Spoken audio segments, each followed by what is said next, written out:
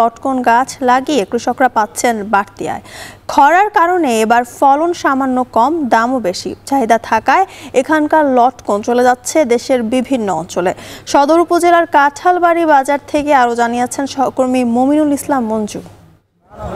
কুড়িগ্রামে বাণিজ্যিকভাবে লটকন ফলের আবাদ হচ্ছে এবং দিন দিন এই আবাদ বাড়ছে।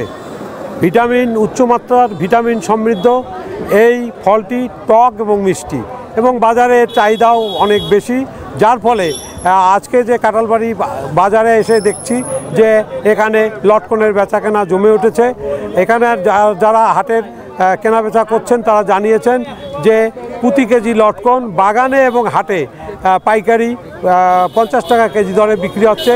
এটি আবার দেশের বিভিন্ন অঞ্চলে চলে যাচ্ছে, বিশেষ করে মাদারীপুর, ফরিদপুর, ভাঙ্গা, কুমিল্লা, দিনাজপুর সব দেশের বিভিন্ন এলাকায় এটা যাচ্ছে এবং সেখানে পাইকারি 70 থেকে 80 টাকা বিক্রি হচ্ছে এবং এটি আবার ভোক্তা পর্যায়ে 100 থেকে 120 টাকা কেজি দরে বিক্রি হচ্ছে।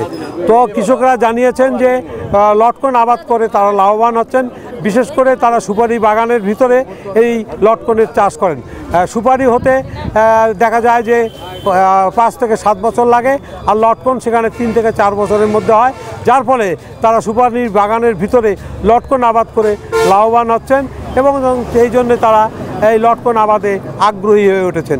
তারা এবার বলছেন যে এবার খরার কারণে লটকনের ফলন একটু কম হলেও মান ভালো হয়েছে, দামও এবার গতবারের চেয়ে বেশি, যার জন্য তারা লাভবান হচ্ছেন। জেলা কৃষি সম্প্রসারণ দপ্তর সূত্র জানিয়েছে যে জেলায় এবার 175 হেক্টর জমিতে লটকনের আবাদ হয়েছে, যেখানে 715 মেট্রিক টন উৎপাদন হবে বলে আশা করা হচ্ছে এবং তারা বলছেন যে বর্তমান বাজার দরে 3.5 কোটি টাকার বেশি কৃষকদের ঘরে ঢুকবে এই লটকনের দাম হিসাবে।